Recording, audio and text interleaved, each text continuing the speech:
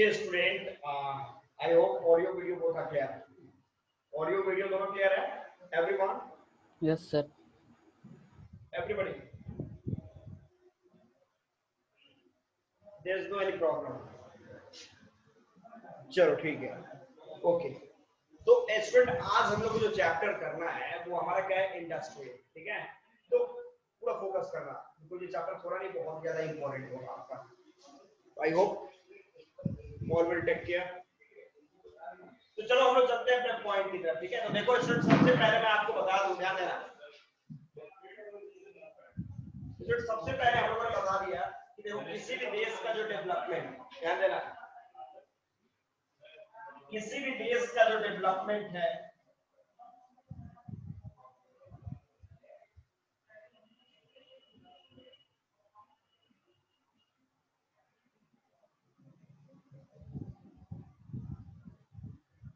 Development of a nation, ध्यान देना, किसी भी देश का जो डेवलपमेंट है वो किन चीजों के ऊपर टिका है, सेक्टर्स.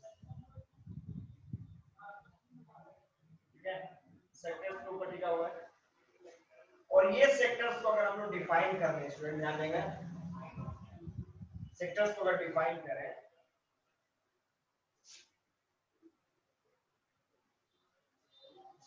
तो इसको हम लोग तीन तरीके से कैटेगराइज कर सकते हैं.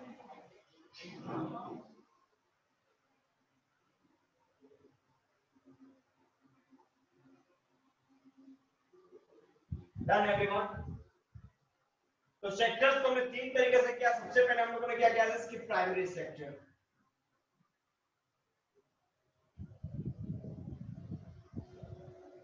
फिर हमने किया secondary sector, and third at last हमने किया टर्शियरी सेक्टर.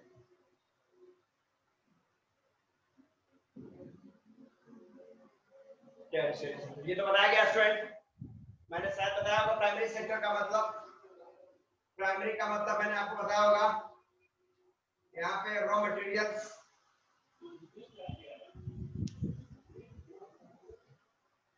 यहाँ पे रॉ मटेरियल्स को हम लोग प्रोड्यूस करते हैं और उसके बाद इस रॉ मटेरियल को हम क्या करते हैं, सेकेंडरी सेक्टर में सप्लाई कर देते हैं. सेकेंडरी सेक्टर में सप्लाई किया हमने. अब सेकेंडरी सेक्टर में क्या होगा, everybody, audio video both are clear? Yes, sir. There is no any problem? No, sir. Okay. तो स्टूडेंट, मैंने आपको बताया कि प्राइमरी सेक्टर में जो आपने रॉ मटेरियल को प्रोड्यूस करा उसको हमने सप्लाई किया कहां पर, सेकेंडरी सेक्टर. तो सेकेंडरी सेक्टर का मतलब हमने बताया इंडस्ट्री. ध्यान देना, इंडस्ट्री जहां पे होगा क्या चीज, तो यहाँ पे जो रॉ मटेरियल्स है, रॉ मटेरियल, इसको हम लोग फिनिश गुड्स के रूप में कन्वर्ट करेंगे. अब जब ये फिनिश गुड्स कन्वर्ट हो गया तो फिर ये एफजी को हम लोग क्या करेंगे, इसके पास सप्लाई करेंगे, टर्शियरी सेक्टर. और ये इसका काम क्या है, तो आपको पता है कि ये सर्विस सेक्टर का काम करता है.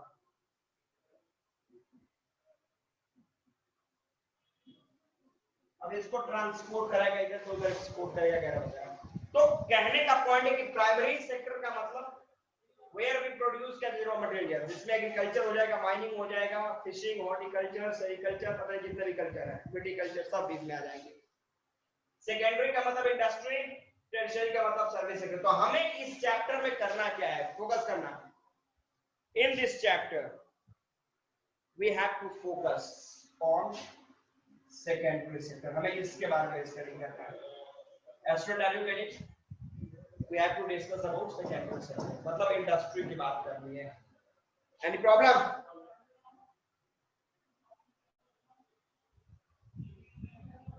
No problem. चलो, तो बात करेंगे हम लोग इंडस्ट्री की. ठीक है, ध्यान देना.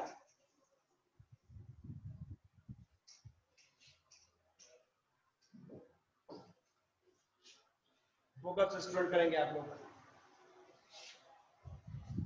तो हम लोग अगर बात करें इंडस्ट्री की, तो देखो यहाँ पे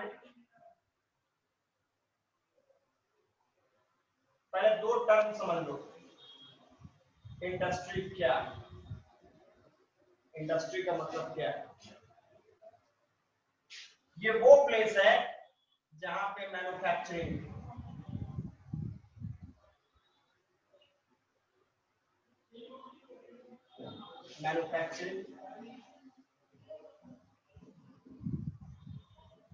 टेक्स प्लेस। यहाँ पे क्या होता है? तो मैन्युफैक्चरिंग होता है। मैन्युफैक्चरिंग का मतलब, तो इस मैन्युफैक्चरिंग का मतलब क्या होगा? Converting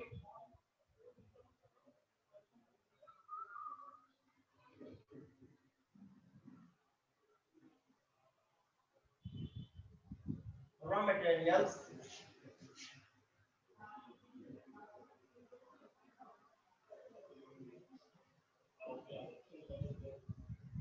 into finished goods. मतलब जो रॉ मटेरियल को हम लोग फिनिश्ड गुड्स के रूप में कन्वर्ट करेंगे उसे हम लोग क्या बोलेंगे? मैन्युफैक्चरिंग। कोई दिक्कत? Student, any problem? No problem. No problem. No problem. तो मैंने बताया कि इंडस्ट्री का मतलब a place where the process of manufacturing takes place. जहां पर मैन्युफैक्चरिंग का प्रोसेस हो रहा है उसको हम लोग क्या बोलेंगे? इंडस्ट्री। और मैन्युफैक्चरिंग का मतलब जिस जगह पे मतलब कि वो मैन्युफैक्चरिंग का मतलब वो process which is being used to convert raw material into finished goods, जिसमें रॉ मटेरियल को हम लोग फिनिश गुड्स के रूप में कन्वर्ट कर रहे हैं। सर फिनिश डेट के बाद क्या लिखे है? क्या चीज? कुछ नहीं सर।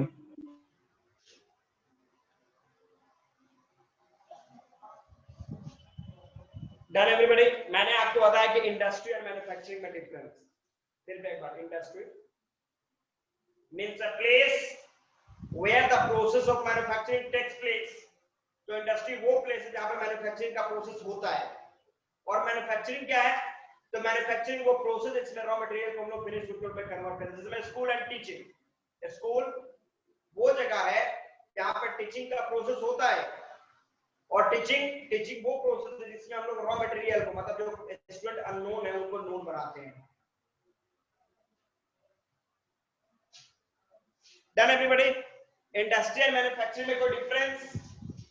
क्लियर हो गया? इंडस्ट्री वो जगह प्लेस है और मैन्युफैक्चरिंग प्रोसेस है। इंडस्ट्री नाउन है, मैन्युफैक्चरिंग वर्ब है। कोई दिक्कत? Done? Yes no? Tell me fast. Done sir.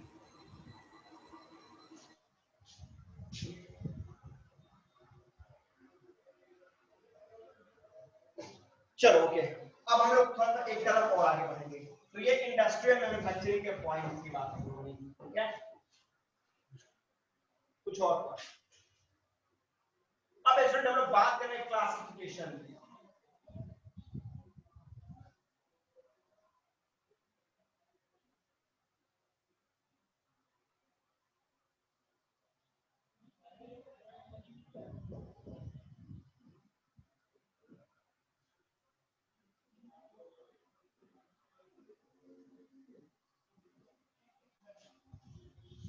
Classification of industry, इस पर फोकस करेंगे आप लोग, ठीक है?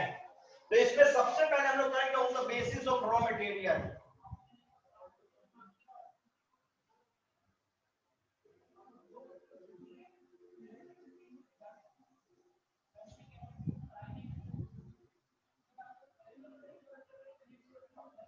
तो रॉ मटेरियल के आधार पर इंडस्ट्री को स्टूडेंट हमने क्या किया? दो तरीके से डिवाइड किया। दो तरीके से आपने डिवाइड कर दिया, सिंपल। पहला कर दिया कैसे? हमने क्या किया? Mineral based industry.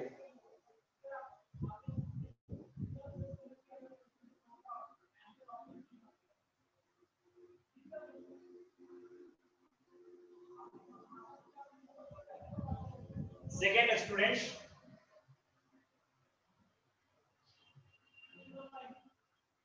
Agro based industry.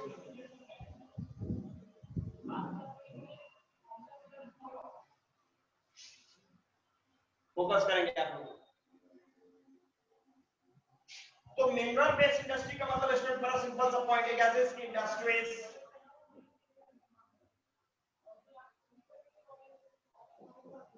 which are based on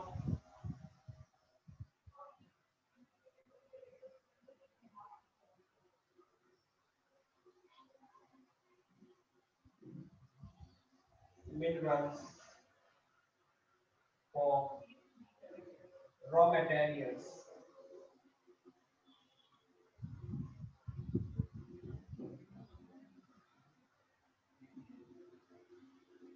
are called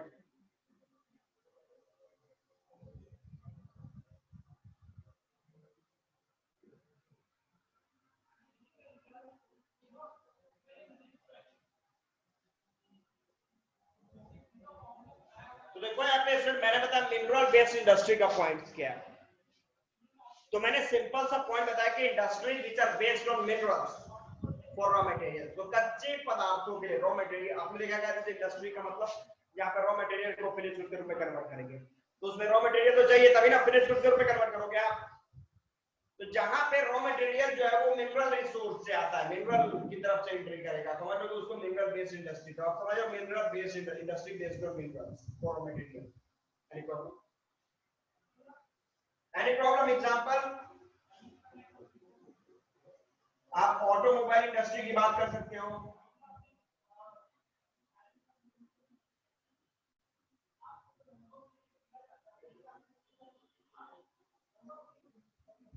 automobile industry की बात कर सकते हो स्टील प्लांट की बात कर सकते हो जाएगा स्टूडेंट फोकस आप लोगों ने मिनरल बेस्ड इंडस्ट्री के बारे में समझा है नहीं प्रॉब्लम और फैक्ट्री का मतलब भी वही है भाई फैक्ट्री इंडस्ट्री जहां फैक्ट्री का मतलब भी जहां पे मैन्युफैक्चरिंग का प्रोसेस होता है जहां पे रॉ मटेरियल को इकट्ठा किया जाएगा सब चीजों को वहां पे जो उसका प्रोसेस उसको किया जाएगा तो मिनरल बेस्ड इंडस्ट्री में कोई दिक्कत है स्टूडेंट एनीवन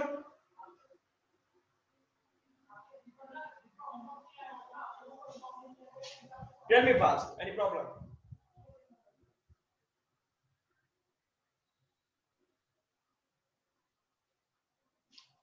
देखो मैंने बताया मिनरल बेस्ड इंडस्ट्री का मतलब वैसे इंडस्ट्री इसको दूसरा पोजीशन कर दो ना देखो industry based on minerals for raw materials वैसे इंडस्ट्री जो मिनरल्स के ऊपर डिपेंडेंट होते हैं रॉ मटेरियल्स के लिए जैसे मिनरल्स का मतलब क्या है मिनरल्स का मतलब आयरन हो गया कोल हो गया पेट्रोल हो गया तो वैसे इंडस्ट्रीज को हम लोग मिनरल बेस्ड इंडस्ट्री कहते हैं मुझे नहीं लगता किसी को कोई प्रॉब्लम होगा no problem okay okay okay okay अब चलो बात करते हैं एग्रो बेस्ड इंडस्ट्रीज ध्यान देना तो इसको कर सकते हो कि इंडस्ट्री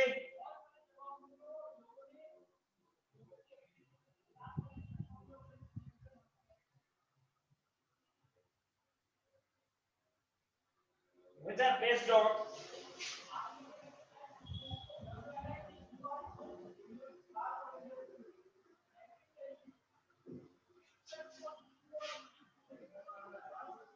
for raw materials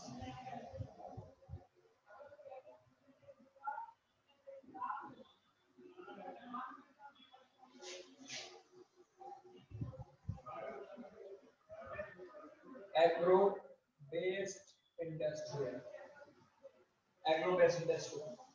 अब देखो यहाँ पे मैंने बताया कि वैसे इंडस्ट्री जो एग्रीकल्चर के ऊपर डिपेंडेंट है अपने रॉ मटेरियल्स के लिए उसे हम लोग एग्रो बेस्ड इंडस्ट्री कहते हैं ध्यान देना फिर एक बार मिनरल बेस्ड इंडस्ट्री का मतलब industry based on minerals for raw materials और एग्रो बेस्ड इंडस्ट्री का मतलब industry based on agriculture for raw materials example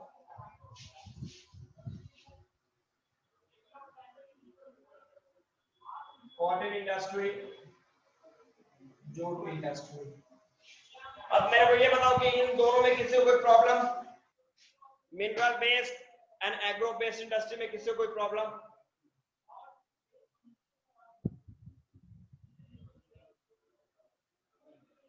tell me fast हाँ सर इट्स क्लियर अभी तक क्लियर है कोई प्रॉब्लम नहीं है यस एवरीवन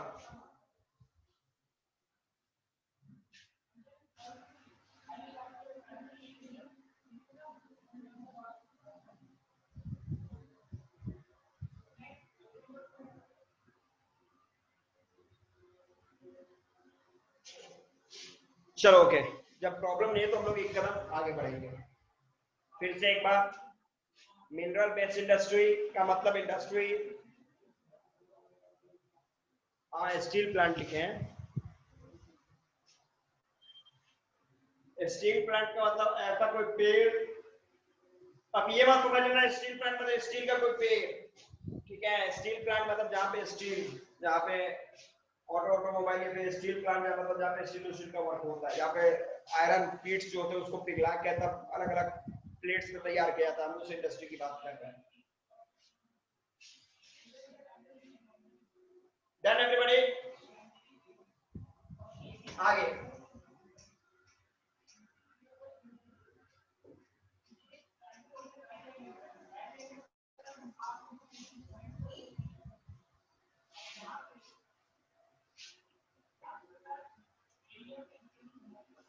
अब नेक्स्ट है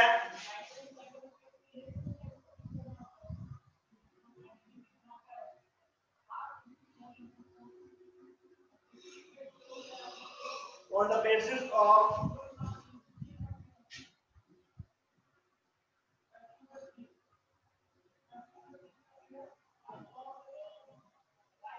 ऑनरशिप। अब देखो, मालिकाना हक के आधार पे भी इंडस्ट्री को हम लोगों ने डिवाइड किया, ध्यान देंगे।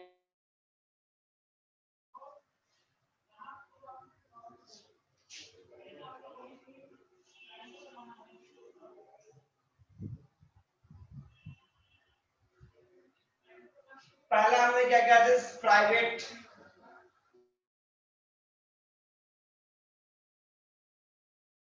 हमने क्या पब्लिक, हमने क्या ज्वाइंट, हमने क्या कोऑपरेटिव।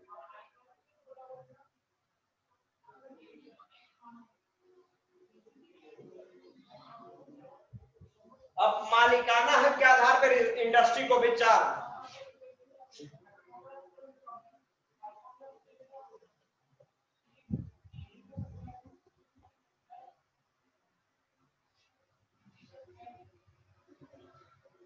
ये प्राइवेट है, तो प्राइवेट का मतलब देखो यहाँ पे क्या कर रहा है कि इंडस्ट्रीज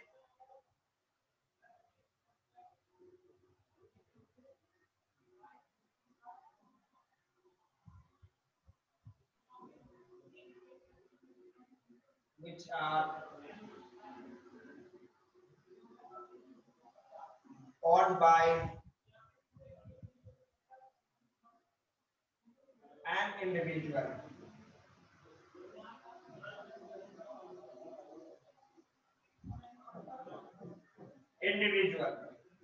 तो वैसे इंडस्ट्री जो किसी एक आदमी के कंट्रोल में हो, जैसे मैं सपोज करूं कि मेरे कंट्रोल में ये इंडस्ट्री चल रहा है, तो वो मेरा प्राइवेट हो गया, उसमें कोई दूसरा बंदा एंट्री नहीं करेगा, पार्टिसिपेट नहीं करेगा। गेटिंग? पब्लिक का मतलब इंडस्ट्रीज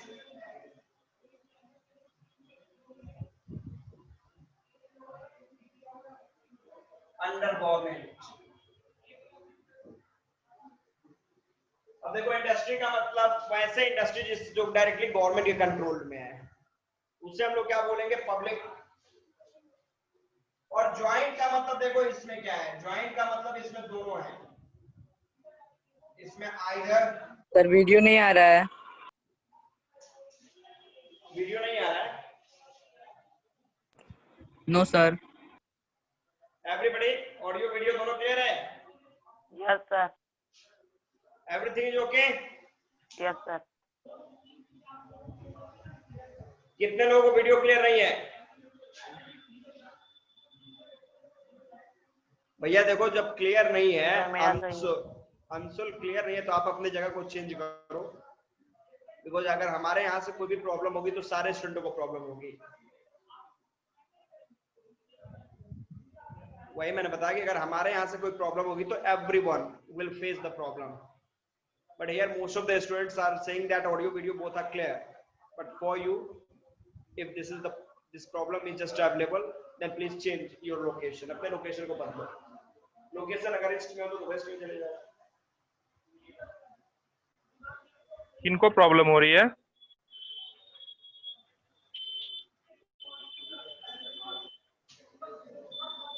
किसको आप प्रॉब्लम हो रही है? दोनों यहाँ अपना पे नेटवर्क चेक कर सकते हैं।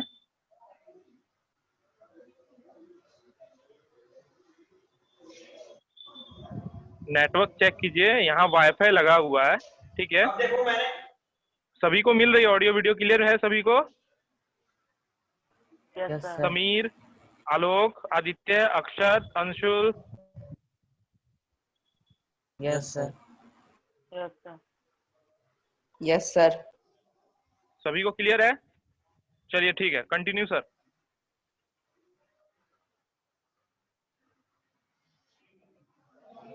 ओके बच्चा लोग फोकस करेगा। ओके मैंने आपको सिंपल बताया क्या था। मैंने बताया प्राइवेट का मतलब industrial which are owned by an individual, जो किसी एक बंदे के यहाँ, किसी एक बंदे के कंट्रोल में हो, उसको हम बोलेंगे प्राइवेट। पब्लिक का मतलब अंडर गवर्नमेंट, एंड ज्वाइंट का मतलब दोनों।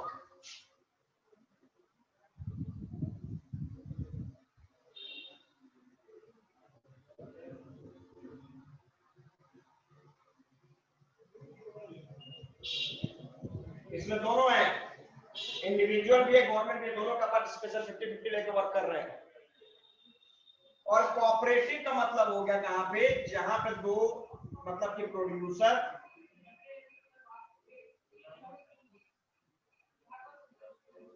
और कंज्यूमर, प्रोड्यूसर एंड कंज्यूमर जो हो एक दूसरे के ऊपर डिपेंडेंट हो, ठीक है, उसे हम लोग बोल रहे हैं कोऑपरेटिव सेक्टर्स। तो मैंने आपको बताया कि ओनरशिप के आधार पे इंडस्ट्री को चार तरीके से आपने कैटेगराइज करा। सबसे पहले आपने बोला क्या चीज, सबसे पहला पॉइंट आपने बोला प्राइवेट।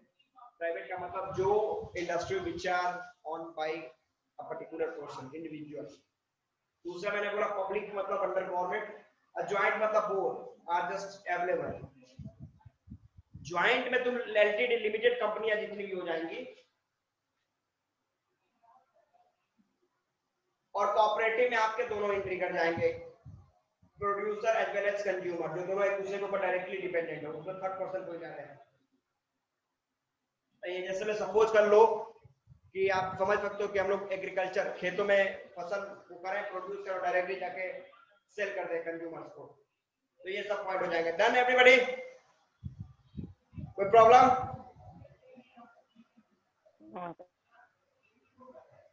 No sir. ओके, अब आइए अगले पॉइंट के ऊपर चलते हैं हम लोग। इंडस्ट्री को और अलग तरीके से क्लासिफाई करने हम लोग।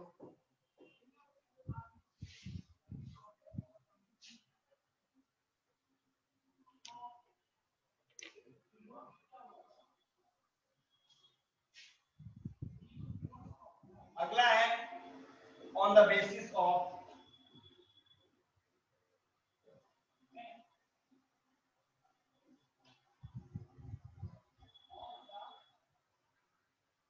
साइज,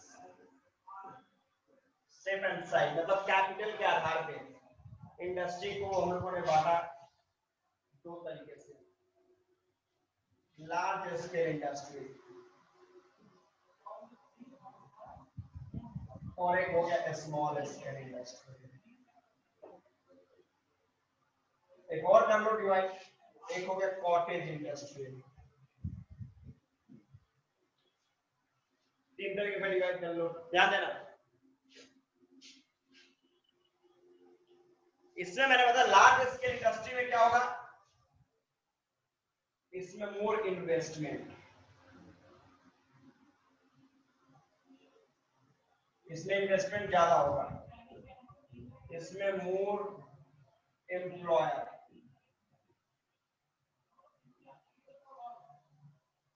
इसमें ज्यादा वर्कर काम करेंगे, and output in large scale.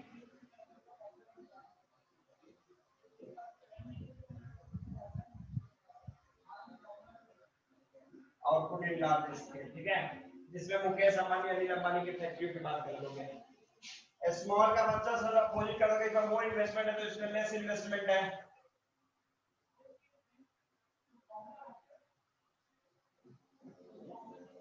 More employees तो इसमें लेस, मतलब इसमें लाखों की संख्या में वर्कर्स होंगे लार्ज स्केल इंडस्ट्री में, जैसे मारुति सुजुकी की बात कर लो, फोर्ड मोटर की बात कर लो, ये सब है क्या चीज, तो ये लार्ज स्केल इंडस्ट्री है, उसमें लाखों की संख्या में एम्प्लॉयर काम कर रहे हैं और जिसका टर्नओवर अरबों खरबों में है। स्मॉल की बात करो, इसमें लेस एम्प्लॉयर है और इसका आउटपुट जो है वो भी लेस ही होगा।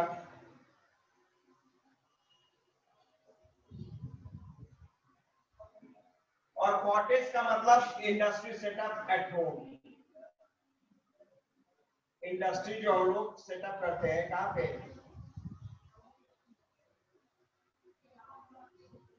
जैसे आटा वाटा पीसने की मशीन देखा, गेहूं पीसने की मशीन, तो सब कॉटेज इंडस्ट्री के एग्जांपल हो जाएगा। Done everybody?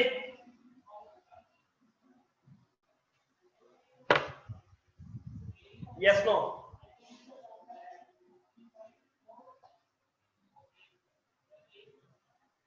तो आज इसमें आपको मैंने बता दिया, ठीक है, आगे हम लोग बढ़ेंगे, ध्यान देना, इंपॉर्टेंट पॉइंट बता रहा हूं मैं।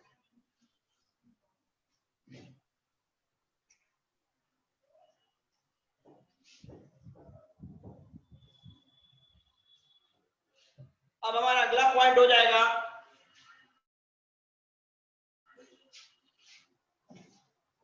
देखो, मैंने स्टार्टिंग में रॉ मटेरियल के आधार पे इंडस्ट्री को दो तरीके से आपको डिफाइन किया था, जिसमें क्या पहला था एग्रो बेस्ड इंडस्ट्री, दूसरा मिनरल बेस्ड इंडस्ट्री, ठीक है।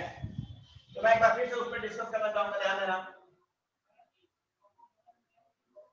On raw materials, raw material के आधार पर मैंने आपको दो तरीके से डिफाइन किया था, जिसमें एक बोला मैंने एग्रो, दूसरा बोला मिनरल,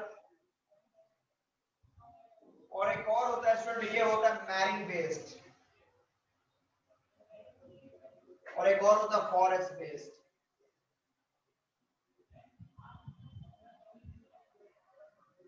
तो मैरिन बेस्ड का मतलब इंडस्ट्रीज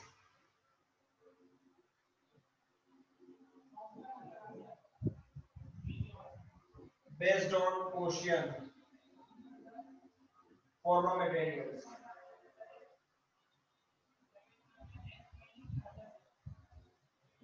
रॉ मटेरियल्स के लिए जो ओशियंस के ऊपर डिपेंडेंट होंगे उनको हम लोग मैरिन बेस्ड इंडस्ट्री कहेंगे। एग्जांपल में सॉल्ट इंडस्ट्री समझ सकते हो।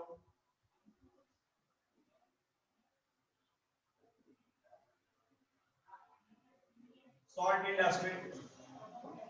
फॉरेस्ट का मतलब हो गया क्या, इसके बताने की जरूरत नहीं होगी क्या, इसके इंडस्ट्रीज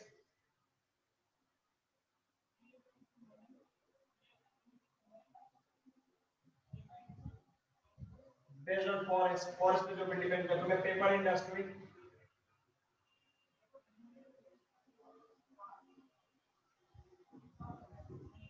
तो ये दो छोटा था, इसको भी हमने बताया। तो मैरिन बेस्ड का मतलब जो ओशियंस के ऊपर डिपेंडेंट इंडस्ट्रीज, और फॉरेस्ट बेस्ड का मतलब जो फॉरेस्ट के ऊपर डिपेंडेंट इंडस्ट्री। कोई दिक्कत है स्टूडेंट, एनी प्रॉब्लम?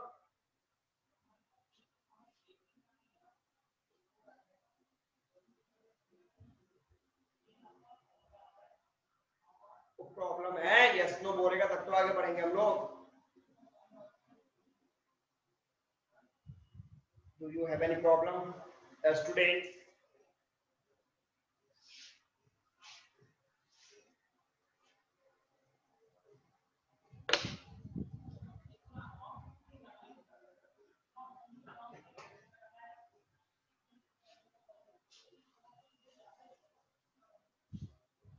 प्रॉब्लम क्या आगे बढ़े?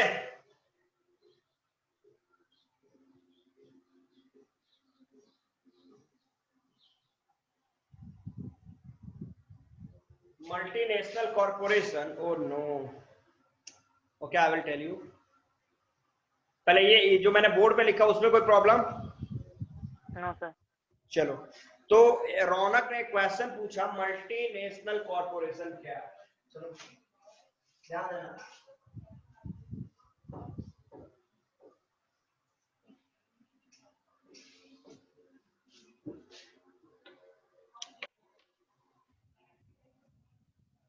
देखो रौनक फोकस करेगा। रौनक ने पूछा एमएनसीएस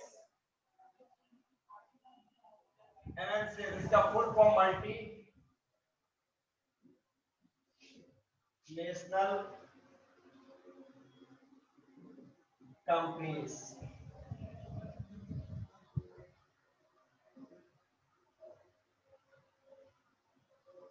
रौनक यही क्वेश्चन है ना, एमएनसी ऐसे ना पूछा जाता है, you want to ask the same question.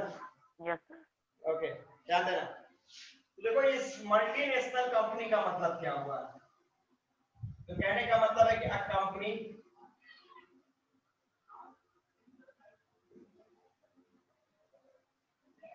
which does its business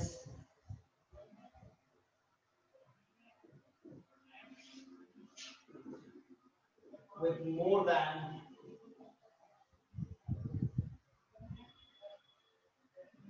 2 countries,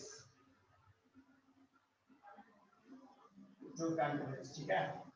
तो देखो मल्टीनेशनल कॉर्पोरेशन या फिर मल्टीनेशनल कंपनी की बात करोगे तो ये वैसी कंपनियां होती हैं जो एक या दो से ज्यादा कंट्रीज के साथ अपना व्यापार करें। छोटा सा एग्जांपल मैं आपको बता दूं, यहाँ पर फोर्ड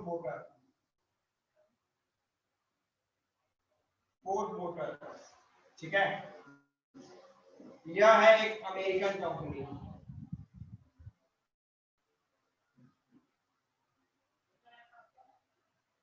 ठीक है। लगभग 1995 के दशक में ये Ford motor inter American company है ये, ठीक है, और ये इंटर कर जाता है हमारे देश इंडिया में इंटर करके, और लगभग 1700 करोड़ रुपए खर्च करके उसने कंपनी सेटअप किया।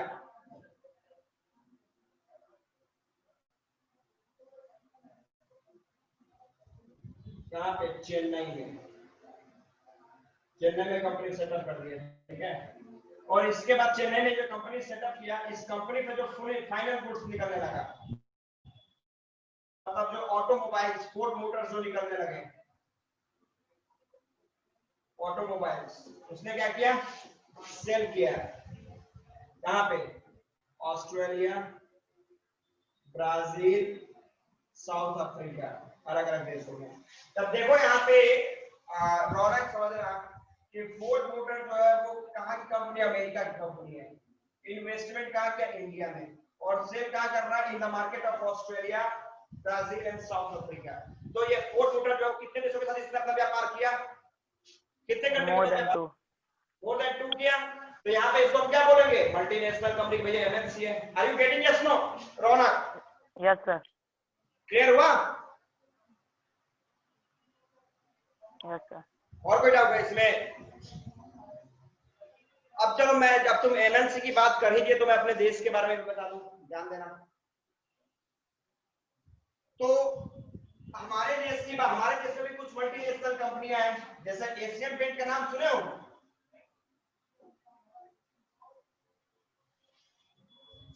भैया आप लोगों ने सुना है एशियन पेंट का नाम? और एशियन पेंट का नाम सुना? घर को पेंटिंग उंटिंग करते हैं हम लोग। Yes sir. एमएनसी कंपनी है। रैनबैक्सी का नाम सुना? No sir.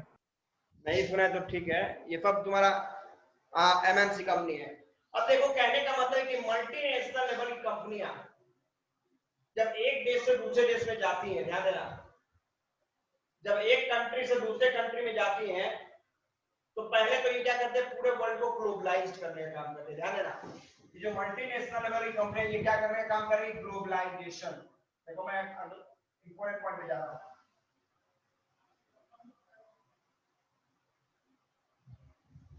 ग्लोबलाइजेशन, ठीक है। ये ग्लोबलाइजेशन का मतलब क्या हुआ? ध्यान देना, इसका मतलब हुआ, छोटा पॉइंट में बता रहा हूं, इंटरकनेक्शन।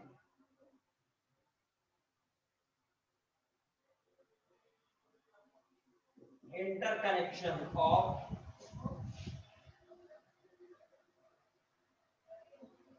different countries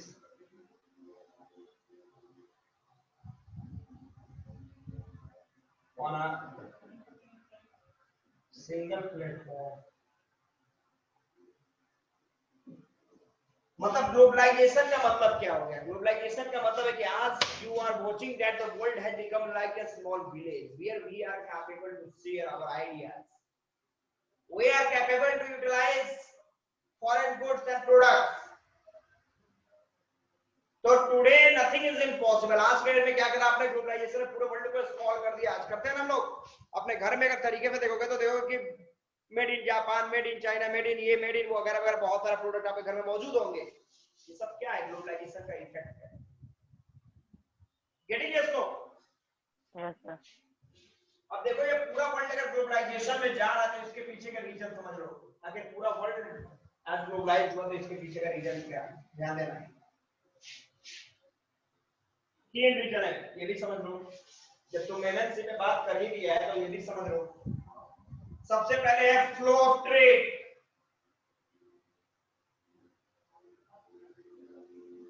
क्या चीज है? Flow of trade. Trade trade trade का आना जाना। ट्रेड मतलब सामान एक देश का दूसरे देश में बिकना, दूसरे देश का पहले देश में बिकना। तो इससे क्या होता है? तो इससे एक्सचेंजेस ऑफ गुड्स,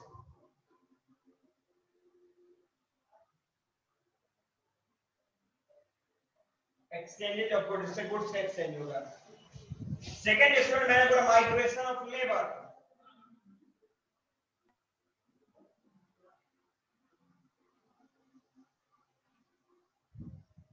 लेबर का माइग्रेशन। अगर हमारे देश का बंदा अमेरिका में जाए काम करता, अमेरिका का बंदा ऑस्ट्रेलिया में काम करेगा, ऑस्ट्रेलिया का बंदा चाइना में काम करेगा, ये क्या है? ये लेबर का माइग्रेशन है from one country to another.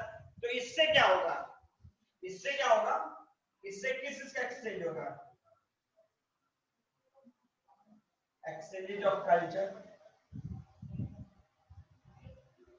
Ideas, technology.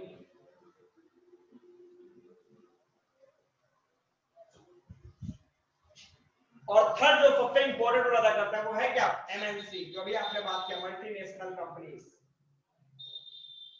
Multinational companies. तो मैंने बोला ग्लोबलाइजेशन का मतलब, इसका मतलब ये हुआ क्या? इसके interconnection of different countries together. Because of globalization today the world has become a very small point where we are capable to touch anything according to our own ability and capacity.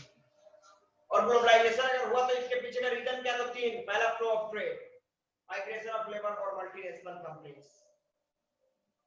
अब देखो इसमें दो word है, foreign trade and foreign investment. दो अलग अलग तरह के वर्ड आ रहे हैं, ध्यान देना। इसको भी बता देते हैं। पहले इसमें कोई प्रॉब्लम, इसको समझने में कोई problem? Anybody? No, sir. Anyone? No, sir.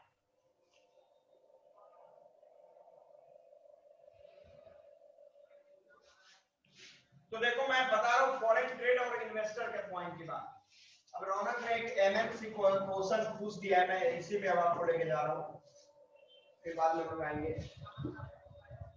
देखो मैं बात कर रहा हूँ क्या? इसके दो कंपोनेंट, ये जो ग्लोबलाइजेशन हो रहा है,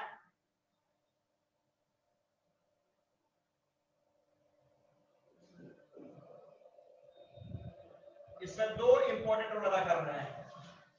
एक मैंने बोला फॉरेन ट्रेड,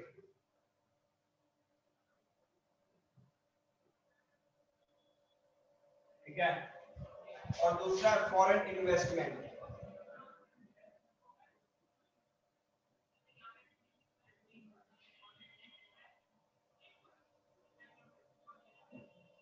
फॉरेन इन्वेस्टमेंट, ध्यान देना, अंतर समझना क्या मैं बताना चाह रहा हूं। हमने सपोज ट्रेड की बात की, तो सपोज एक चाइनीज कंपनी की मैं बात कर रहा हूं, ठीक है, चाइना की कंपनी ले लो, चाइना की कंपनी ले लो। तो चाइना ने कंपनी सेटअप किया,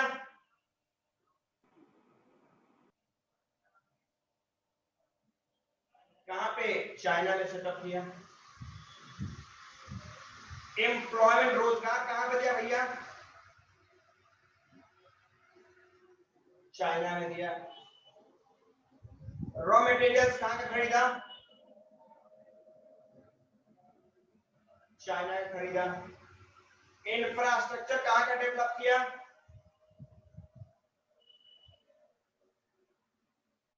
चाइना किया, लेकिन सेल कहाँ किया? सेल किया इंडिया में किया।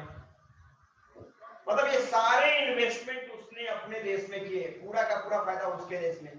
केवल उसने जो गुड्स है, जो फाइनल गुड्स है, जो प्रोडक्ट है, उसको लेके इंडिया में सेल कर गया, सारा का सारा प्रॉफिट लेके वो क्या कर गया? अपने देश में चाइना में लेके चला गया। हमारे देश को मिला क्या? मिला क्या?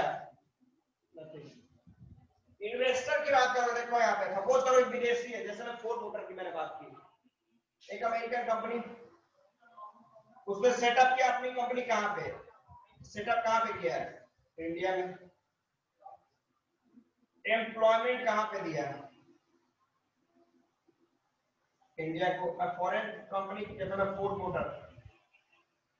मोटर एक अमेरिकन कंपनी में इसकी बात कर रहा हूँ, ठीक है, इसकी बात कर रहा हूँ। एम्प्लॉयमेंट कहाँ दिया? इंडिया को। रॉ मटेरियल कहाँ से लिया? इंडिया से। इंफ्रास्ट्रक्चर किसका बना प्रभु? इंडिया का बना। इसके बाद सेल अदर कंट्रीज, अदर से भेजा। तो अब कहने का बात ये, मेरे को बताओ कि हमारे देश को विकास के लिए, for development, for economical growth, what does our country need in fact? Foreign trade और investment. Tell me fast. Foreign investment. Everybody tell me fast. What do we need?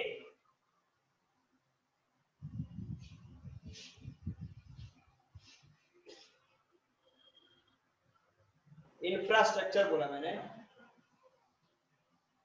हम पहले, मैं जो पूछा हूं मुझे बताओ, हमें फॉरेन ट्रेड चाहिए कि फॉरेन इन्वेस्टर चाहिए? Investors. समीर, आपने लिखा है फॉरेन ट्रेड चाहिए। समीर,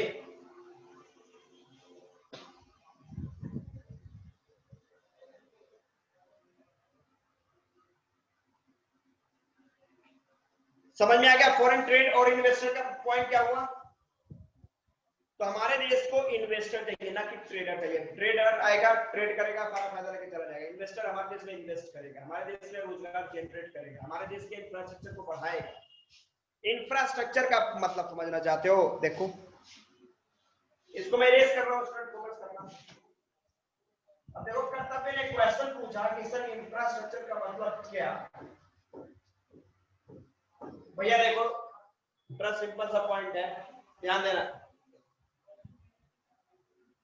सपोज करो कि ये कोई डेजर्टेड एरिया है, रिमोट एरिया। आपको पता है कि इंडस्ट्री कभी भी रिमोट एरिया में लगाए जाते हैं।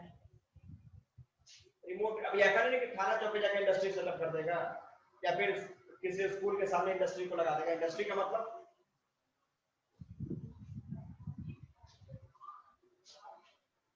ये आई विल टेल यू, पहले ये समझ लो क्या मैं बता रहा हूँ। तो ये है रिमोट एरिया, जहां पे कोई आता जाता नहीं है, ठीक है। तो यहाँ पे क्या हुआ कि सपोज करो कि फोर्ड मोटर ने अगर यहाँ पे कंपनी लगा दी, फोर्ड मोटर्स ने कंपनी लगाई, ठीक है, ये लार्ज स्केल इंडस्ट्री है, इसमें लाखों की संख्या में लोगों को रोजगार मिलेगा, एम्प्लॉयमेंट मिलेगा। तो सबसे पहले मैंने बताया था कि अगर किसी भी कंपनी को लगाने के पहले आपको क्या चाहिए? ट्रांसपोर्ट चाहिए। जब ये कंपनी अपने यहाँ पे सेटअप करेगा तो सबसे पहले ये किस चीज की बात करेगा? ट्रांसपोर्ट, मतलब रोडवे, रेलवे नेटवर्क की बात करेगा, उस पर अपना इन्वेस्टमेंट करेगा, ट्रांसपोर्ट की बात करेगा।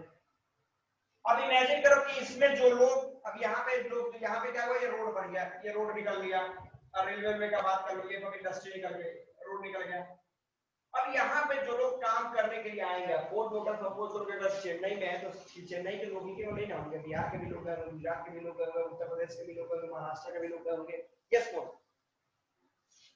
तो ऐसा तो है नहीं कि हम आज सुबह में चले गए चेन्नई और शाम तक रिटर्न हम चले आए काम करके। ये छपरा तो है नहीं, वहां पर क्या तो वहां पर साल 2 साल आपको रहना होगा, सेटल होना होगा।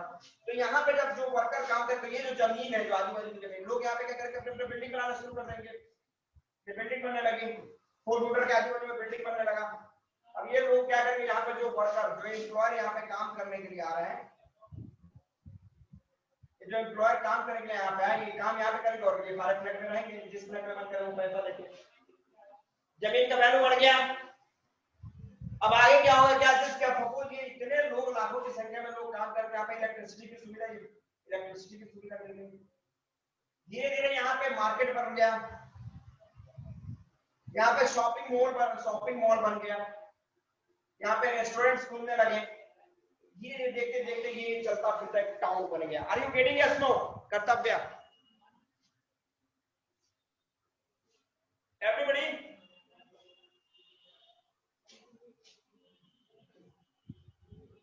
वाव क्या बोलता रे भाई, वाव क्या बोला? कर्तव्य एवरीबॉडी समझ में आ रहा? मैं इंफ्रास्ट्रक्चर का मतलब जो आपका अर्बन सेक्टर्स का विकास। तो एक रिमोट एरिया भी चलता फिरता टाउन बन गया, नहीं है, चलता फिरता शहर बन गया। अब यहाँ पे जब बच्चे रहने लगेंगे तो क्लियर है कि यहाँ पे स्कूल्स की व्यवस्था हो जाएगी, कॉलेजेस की व्यवस्था हो जाएगी, यूनिवर्सिटियां यहाँ पर खुल जाएंगी, और ये जगह जिसको कोई पूछता नहीं था, चलता फिरता क्या हो गया, आपका टाउन, शहर बन गया। Problem anybody? बच्चा किसी को कोई प्रॉब्लम है? Fast repeat. ओके देखो, मैंने कुछ नहीं बताया, मैंने आपको ये बताया, यस इंफ्रास्ट्रक्चर की ग्रोथ की मैं बात कर रहा हूँ। मैंने स्टूडेंट आपको ये बताया कि सपोज अगर ये इंडस्ट्री यहाँ पे सेटअप हो गया, तो इंडस्ट्री जब सेटअप इसने किया तो इसने अपने इलेक्ट्रिसिटी की व्यवस्था की, रोडवे की व्यवस्था की, रेलवे की व्यवस्था की।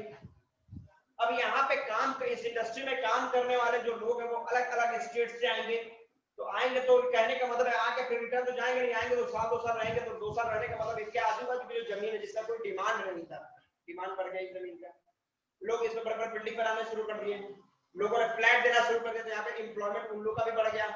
अब जब लोग रहने लगेंगे तो लोग सब्जी बेचना शुरू कर दिए, यहाँ पे मॉल खुलना शुरू हो गया, शॉपिंग मॉल खुलना शुरू हो गया, सिनेमा हॉल खुलना शुरू हो गया, रेस्टोरेंट खुलना शुरू हो गया, स्कूल कॉलेज बच्चे जब रहने लगे तो, और देखते देखते ये जो रिमोट एरिया था चलता फिरता क्या डिस्ट्रैक्ट में कन्वर्ट हो गया। इसको बोलते हैं इंफ्रास्ट्रक्चर का growth. Getting yes no? Yes sir. Okay Sameer, आपका क्वेश्चन है कि what happens when our country started foreign trade. Okay चलो ठीक है। देखो फॉरेन ट्रेड करना क्या है, फॉरेन ट्रेड देखो इंपॉर्टेंट है, नो डाउट, आपका देश ट्रेड करता है। अब इसको तुम ग्लोबलाइजेशन में मेरे को लेके चला जाएगा, ठीक है?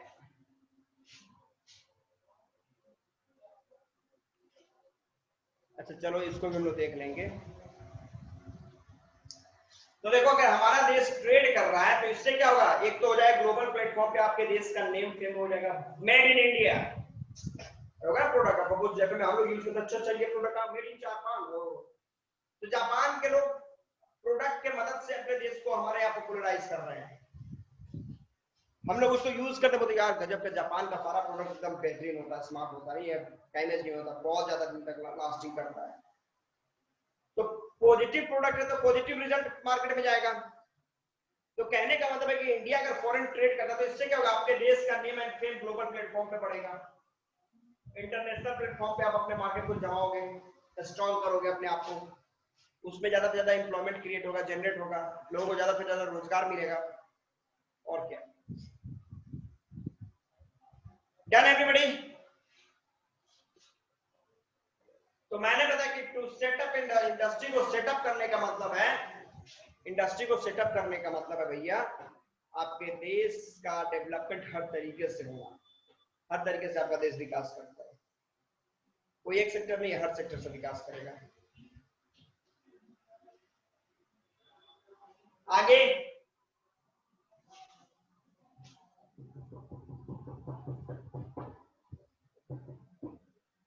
एक और मैं तुमको छोटा सा पॉइंट बता देता हूँ। देखो ट्रेड की बात अभी आपने बच्चे ने क्वेश्चन पूछा समीर ने कि what happens when our country started foreign trade, तो ट्रेड पे एक छोटा सा पॉइंट समझ लो।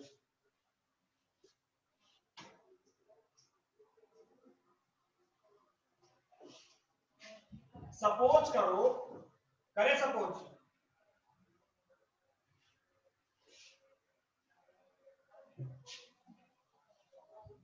सपोज करो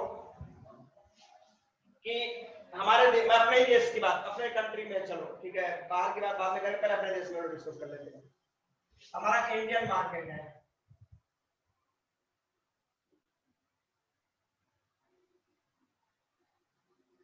ठीक है। इस मार्केट में दो कंपनियां आती है, दो स्मार्टफोन आते हैं। मैं इंडियन कंपनी में स्मार्टफोन की बात कर रहा हूं, स्मार्टफोन। तो इसमें दो कंपनियां एंट्री कर रही हैं, एक हुआ क्या थी, चाइनीज, चाइना का प्रोडक्ट, और एक आपके देश का अपना इंडियन प्रोडक्ट, इंडियन प्रोडक्ट, ठीक है। अब देखो क्या पॉइंट है, पॉइंट है कि सपोज करो कि चाइना को उस प्रोडक्ट को बनाने में जो रॉ मटेरियल्स होगा 100 रुपीज में मिल गया होगा, इंडिया को 500 में मिलेगा। इसका लेबर कॉस्ट 100 रुपीज लगा होगा, इनका 300 रुपये लग गया। इसका जो टैक्स है 100 रुपीज लग गया, इंडिया का टैक्स 0 लगा, कुछ नहीं लगा। चलो ठीक है। अब प्रॉफिट इनको चाहिए कितना, प्रॉफिट चाहिए 100 रुपीज, इनको भी प्रॉफिट चाहिए 100 रुपीज।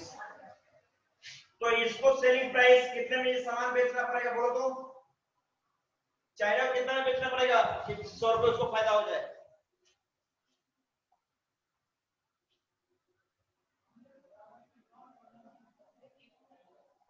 बोलो 400। ओके 400। चाइना का उसी मोबाइल स्मार्टफोन का 400 रुपए था, इंडिया का 900। अब ये बताओ कि हमारे देश के जो कस्टमर्स हैं, हमारे देश के जो कस्टमर है वो किधर जाएंगे, किधर किधर किधर जाओगे। वो 400 पे खरीदेगा कि 900 पे खरीदेगा, क्या खरीदेगा।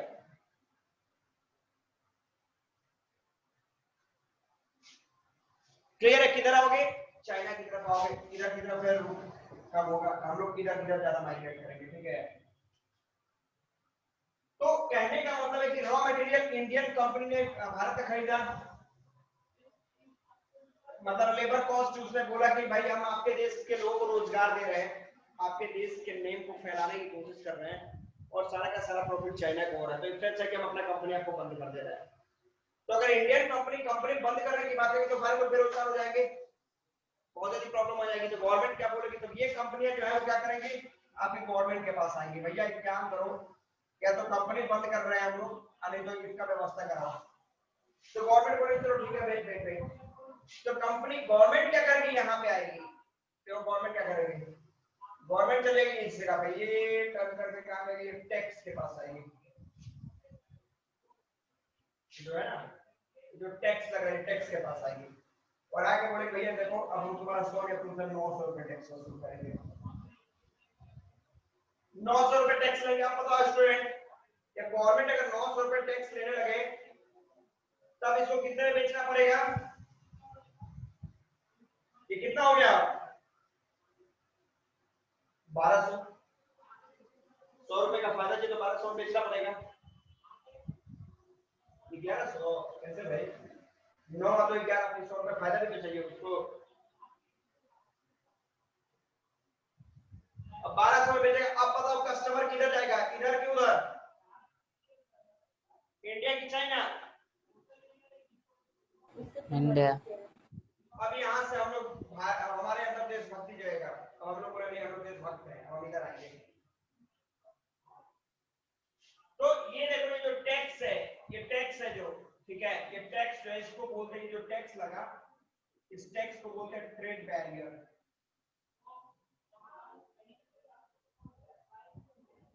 ट्रेड बैरियर, तो ट्रेड बैरियर का डेफिनेशन क्या हो जाएगा, टैक्स ऑन फॉरेन ट्रेड, जो विदेशी जो ट्रेड्स करते हैं उनको को जो टैक्स लगता है उसी को हम लोग क्या बोलते हैं, ट्रेड बैरियर। तो दिक्कत, तो दूसरे लैंग्वेज में स्टूडेंट लोग समझ सकते हैं। आप कितने लोगों ने बाइक देखा है इसमें? सबने देखा होगा, बहुत तो चलाया भी होगा। सुनो पहले मेरी बात समझो। मैंने बताया क्या चीज कि सपोज करो कि बाइक में देखो एक्सीलेटर जो होता है, एक्सीलेटर उसका काम क्या है? बाइक का स्पीड बढ़ाना और बाइक का स्पीड घटाना, यही ना है उसका काम, यही ना होता है। एक्सीलेटर काम क्या है? To increase, to control over क्या चीज, the speed of bike, bike के स्पीड के ऊपर कंट्रोल करना, यही ना काम एक्सीलेटर का। तो बोलता नहीं, यस नो बोलेगा तब तो समझ में आया क्या समझ रहा है भाई, सो गया क्या फर्क?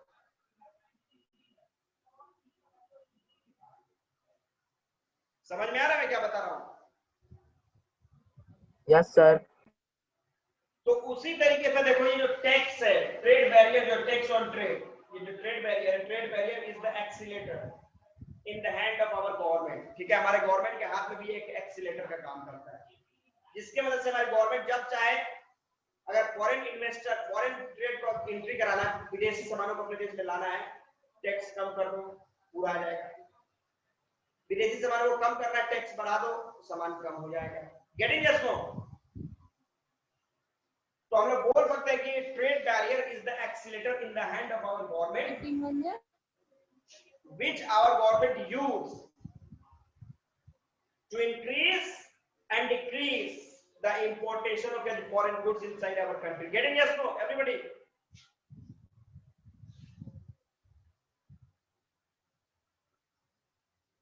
वो समझ में आ रहा है? चलो ये स्क्रीनशॉट ले लेना है तो फास्ट।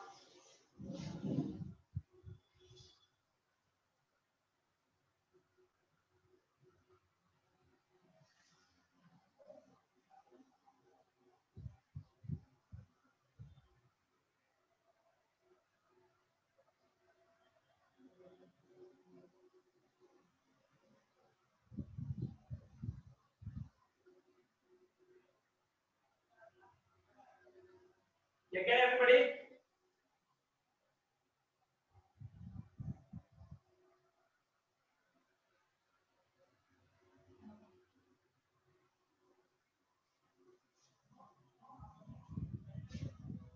डन?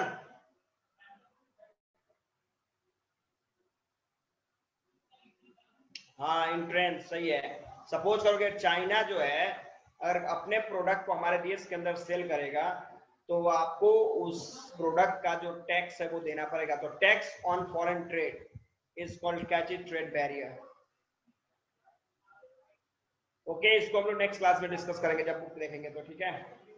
तो आई होप अब कोई प्रॉब्लम यहां से? No sir. Everything is okay भैया? तो समझ, रौनक आपको एनएमसी समझ में आ गया?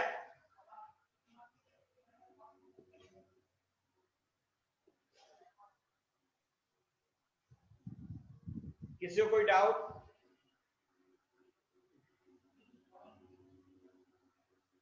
जीडीपी बाद में पढ़ लेना है भाई। आज का जो मैंने टॉपिक बताया, मैंने बोला इसमें से किसी को कोई doubt?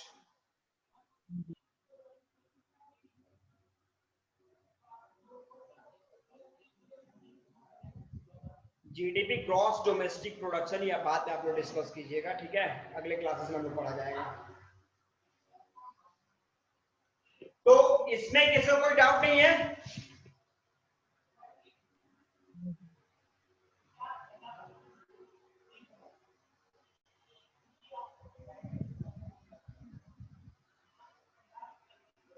Any question which you want to ask? Anything if you want to ask? Anybody?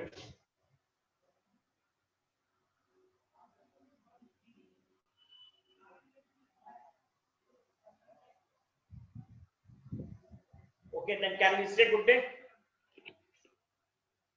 to each other?